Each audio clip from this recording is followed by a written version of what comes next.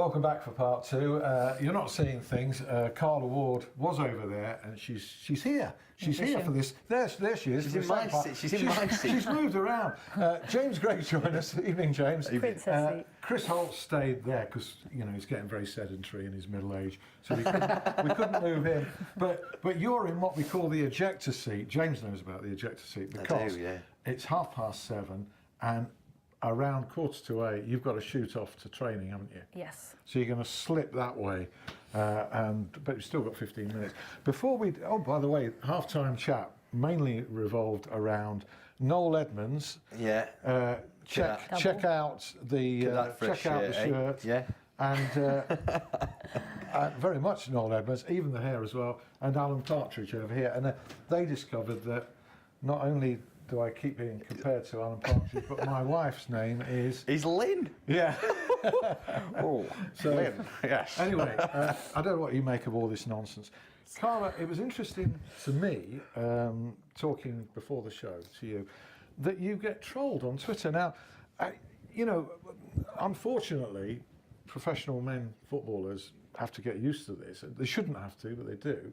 I was staggered and quite upset that you get some of the same treatment. Yeah, I think it's not massive in the women's game. I think there's the odd few bits, but like I said to you before, supporters are welcome to their own opinion. For me, it doesn't bother me what anybody says to me. To be honest, you sort of either ignore it or respond in a way that's not going to get you in too much trouble.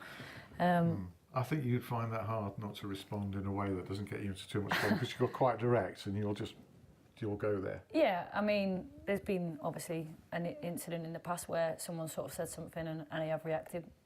Probably sometimes I need to think before I either type or speak, but naturally, I think as similar to before, you're not going to get in too much trouble as obviously in the men's game it is a little bit different. So yeah, as long as we're clarifying that our views are our own, then it's not too much of a big issue. Well, certainly your views are your own on this show. You're a UEFA B coach now as well, fully qualified. Yeah. So I don't know how much longer you're going to be playing, but do you see a career in football beyond playing? Absolutely, yeah. I think I've made no bones about it. I've said to the club, I want to work for the club. I want to be there. And my end goal, obviously, is that first team manager's job. I think obviously once I've finished playing, I'll look to go into the development team. I did sort of a season with them as Zoe's assistant actually. When she was a development team manager, when I had my spinal operation, I was out for pretty much a full season. So I went in alongside Zoe and worked with the development team, which was good. Obviously gave me a lot of experience. So, yeah, it's definitely something I'll look to do as soon as I hang the boots, which, to be honest, is probably not too far away. Oh, yeah, right, OK. Well, I think Sheffield needs you for the minute. You combine this with a job. I mean, you run a printing company, don't you? I do, yeah. So we do printing and embroidery. We look after a lot of Sheffield companies. So, yeah, at the minute it's pretty intense with sort of varsity because we look after a lot of students as well. We look after a lot of the uni teams and the Hallam team, so it's it's full on at the minute, but it's enjoyable, so it's fun. Excellent. It sounds the perfect life, really, because you're running your own business. Yeah. You're working at your hobby in football. It's not bad, is it? A bit like ours, eh? Yeah, I suppose. Yeah, exactly. Like work at our hobby. We don't work, do we? No. Yeah, it's not real work. I think that's the thing as well. It's when you look at. We can't speak for you as well, but it felt like work when I was sat in the cold last night. Yeah. I felt sorry for you actually. I kept seeing these tweets. When are they going to come on, Bannon and Rhodes? And they did eventually. Yeah. That's the thing, though. You can always sort of moan about what jobs you're doing and things, but at the end of the day, it's not really work, is it? You're not down a mine. No, that's what I always proper think. Graft, really, is it? Exactly. So it doesn't go. I mean, if you can put on social media that you're working harder, it doesn't go down well, does it? Really? No, it doesn't. I don't think anybody quite believes it. That's the thing you've got to realise that there are people. I mean, even Carla, and you're a footballer, sort of, as people know you mostly. Yeah. But at the end of the day, you're also a worker, and I think that's the thing. You sort of have that sort of touch with reality, I suppose. It's a great point. A proper job. Eh? Yeah. Well, we come up against. Obviously, we played Manchester City a few weeks ago, and Make no bones about it. It was like attack v defence, you know, albeit it only ended up 3-0. They're in all day, every day. So, you know, they've probably gone to shopping and had their lunch in the day while we're all at work. Yeah. So, yeah, there is, in the Women's Super League, as they all like to say, you know, it is semi-professional or professional. There is a massive difference between those top clubs that are in full-time. I mean, I know you're lucky enough to go to Shirecliffe. I've been to the City Academy place, City Campus. I mean, it's just a different level, isn't it? And in a way, you know, let's say you get promoted, you're in Women's Super, and you're competing with that. Yeah. And the Arsenals, Everton's in your league, aren't they? And you've got some big names around you. Yeah, we have. I mean, obviously you've got, I would say in WSL 1 and 2, you've got sort of 4 or 5 teams that are full-time, that are, you know, the money, you're not going to compete, they're in a league of their own. And then sort of the following pack with the rest of us. But, you know, we still give everything we've got, we still train hard, work, you know, we're in sort of 3 nights a week with the club. And then we're expected to do sort of 2 S&C sessions as well. So you're expected to train 5 days, and then obviously you're on a Sunday. So yeah, it's tough, but then equally you've got to go to work and make sure you earn your living as well. That golf is sort of similar now to the men's Premier League in the sense that they're almost playing for 7th position in the men's Premier League. And would you say that that's the same for Women's Super League 1? That you're playing for 5th or 6th or whatever? Yeah, I think in Super League 1 they've obviously got those teams where I would say even now I think it's pretty much Manchester City, Chelsea, Arsenal might be there or thereabouts, and I think, to be honest, the rest of them will be sort of thinking, right, can I finish in that 3rd, 4th spot? That will be the goal for them all, because I can't see anyone competing with Manchester City and Chelsea. Have just brought in some of the world's best players. City have just signed Carla Ward. Chelsea have signed, like, honestly, some of the players they've brought in is ridiculous, and you're not going to compete. You're not going to compete. Well, we'll come back to you in a moment. Talking of competing, Sheffield United, I think it's fair to talk about Sheffield United next season, even though we're still in this season, and how they're going to cope, or more, and I expect them to more than cope, in the Championship. What do you think, Chris? I mean, first of all, promotion's inevitable, isn't it? I hope so. Yeah. I mean, it's not going to. Speaking to United fans, they sort of go from some of them who are absolutely wildly excited about everything that's happened, and there are others who have been around quite a while and they've experienced what United. As Chris Wilder said, if any club can cock it up, we can. Exactly. Words to that effect. So there are people who are remaining slightly cautious, but you know, it's nailed on. So I see Chris Wilder, and by the way, it'll be a phenomenal achievement. We'll talk about it more when it happens. The Northampton and Sheffield United back to back, only lost 6 out of 62 games or something stupid like that. In his whole being and approach, if you do it for him on the field, you're not going to get bombed out. So my reading of it would be, I don't know if you agree, all the players who figured impressively this season will get an opportunity. Yeah, I think he will give them a go. Yeah, I mean, obviously he's going to know the limitations of all his squad. He'll know absolutely everybody, but I think you're right. There'll be a few positions there where he'll know we need to strengthen in there. But I think he will give them all. The majority of them an opportunity. There will have to be some strengthening, but I tried to bring myself to write about it the other week. I thought it was unfair. While these players are doing this now, it would be totally unfair to say, hey, in that position they could do it. You're not going to be able to do that. Yeah, it's not right. And also, from Chris Wilder's not stupid. You know, he knows that he'll know the areas already. He'll be thinking about this. They'll be far down the line, sort of recruitment, maybe having a little chat and a think about this kind of thing. That's not something I'm worried about as a Sheffield United fan and sort of watcher. We know from Paul Mitchell being in here that, you know, weeks and months ago they were already looking at players for the Championship. So he's not a mug in that sense, but also, you know, just look at what they're doing at the minute, and you think, someone said to me, do you know if they played Wednesday at the moment, like this week, how do you think they'd get on? And I was like, well, you know what? They haven't got half the squad, they haven't got all the firepower in terms of the money, but I reckon it'd be a close game. Or, I'm not saying which way I think it'd go, but I'm going to say... I'm not getting involved in that at all. No, sorry, I wasn't trying to make you say that. You're on your own. Absolutely no chance. I could have heard a pin drop then when I stopped for breath. But, He's totally on his own. James, you can do the rest of the show. yeah, no. Is it quite I'm not. I'm going sheepish now. But you know what I mean? It's a team thing, isn't it? It's a cohesion thing. I think. I can understand. Yeah. It's like a Premier League team who are just doing okay coming up against the correct. It's like a team in the Lincoln cup. City, such a yeah, good unit. absolutely. They can give anybody a game. So I see And I what hate you're to use the L word, but a Leicester from last season, they say, I hate it because Leicester. every comparison gets drawn to that team. Yeah. But you think, well, they was 11, they weren't the best on paper, but they did it. And I think, you wouldn't have broken them up last season. No. And you wouldn't break them up now. Takes a special manager too, and Sheffield United have got one. Yeah, well, they do. If, They've got one. There must be a point in Kevin McCabe, there must be something in Kevin McCabe's head where he's thinking to himself, why did they not just think of this before? Yeah. But, why... You can't do that, can you? No, of course, but, it just seems so simple. Now, when you've got someone who is down to earth, he knows the city, he knows everything about the club, he knows what it means to be successful at Sheffield United, and that seems like such an easy thing to come up with. But obviously they've gone through a lot of different Indeed, it's frustrating when you look back, but I also think the finance is going to be there, because I think the Prince will start getting interested again now. Yeah, that's the whisper you hear. Because he was quite open when he came to the club, and we're now going back about 4 years. My goal is to get in the Premier League. That's the only place where you can make any money. Oh yeah. So you'll get interested again next season, my view. I think there'll be some investment.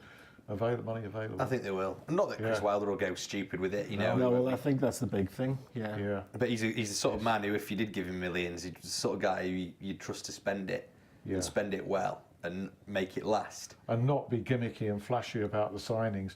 Because he has a marquee signing of some way for the sake of it to get the fans happy, which we have done. You'll get no Balotelli type figures. No, and I think if for talk's sake, just plucking a number out, if they said, right, here's 5 million, I think Chris would rather have 20 players for that amount of money than one or two. Yes, I think he probably would. Value for money.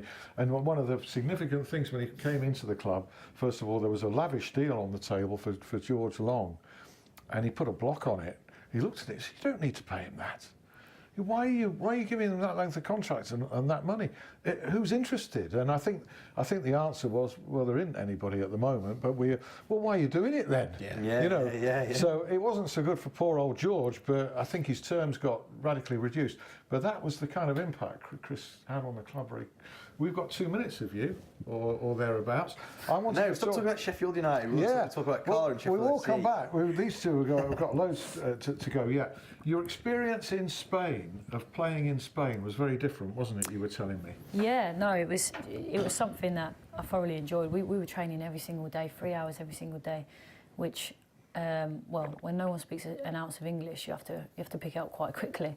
Yeah. But no, everything about the game was very different. They do a lot of technical work out there. I know I said to you before, but there was me and the other girl that went out, Charlie. We ended up getting booked every week because you can't touch them. It's that European. Different refereeing, different interpretations. Yeah. I think, to be honest, though, like I was saying before, the problem was as well is even in training, if I'd go around someone, one specific incident, I went around someone and I could have gone down. I didn't get touched, so I'm not going to. Went to get a shot off, and the gaffer stopped it and literally just went nuts as if to say, why are you not going down there? Yeah. I'm not going to go down if no one's clipped me. No, you go down. You're going to learn how to play this game in this country. It's not for me. Not for you. No. It's not for us, but I hear, people who've played the game at a high level in this country say, look, if you can't beat them, join them. Our coaches and players are going to have to start going, encouraging players to go down to win penalties in European competitions. Yeah, it doesn't surprise I'd hate me to at see all. it. It's time to stop the game when that doesn't happens. happen much in the women's game here. Yeah. Doesn't happen as much. No, I think someone would pull them off the floor, to be honest, if that happened. Yeah. Get up. You're tougher because I would imagine you don't see in the women's game players feigning a head injury when they haven't been touched and that kind of thing. None of that in your game, is there? None of it. No. Proper game. Proper football. Absolutely, it is. It's now reached the witching hour of 7:45, at which point I'm going to really thank Carla Ward for being a great guest and coming and speaking her mind here. I don't think you've got to, if you've got a fine, you'll have to forward it to Sheffield Live TV, but I'm sure you won't, and it's been a pleasure seeing you. I hope to see you again. Thank you, and you as well. Good luck for the rest of the season. Thanks very much. At which point we're going to go to James Gregg, because James will round up absolutely everything else. Yeah, of course. I'm sure we've already touched on, if you're a Sheffield Wednesday fan, you'll be fully aware that they're not in action this weekend. International break, which, sometimes is a good thing, sometimes is a bad thing. I'm sure that the Owls will think it's a really good thing at the moment, particularly since they've been getting on really badly as of late. And they're next in action in the South Yorkshire derby against Barnsley at Oakwell a week on Saturday. So, yeah, that's a big game to come back from international break, sort of practice or whatever they've been doing. Holiday? Probably not, I suspect, at this stage of the season. But the Blades, they are in action at Boundary Park on Saturday against Oldham. Another win will probably bring them one more step closer to automatic promotion, and dare I say it, the league title. And to be fair, I'm not sure Blades fans will be that bothered which one it is. Whether it's second or first, they'll just be happy to get up. Tell you what, the manager is bothered.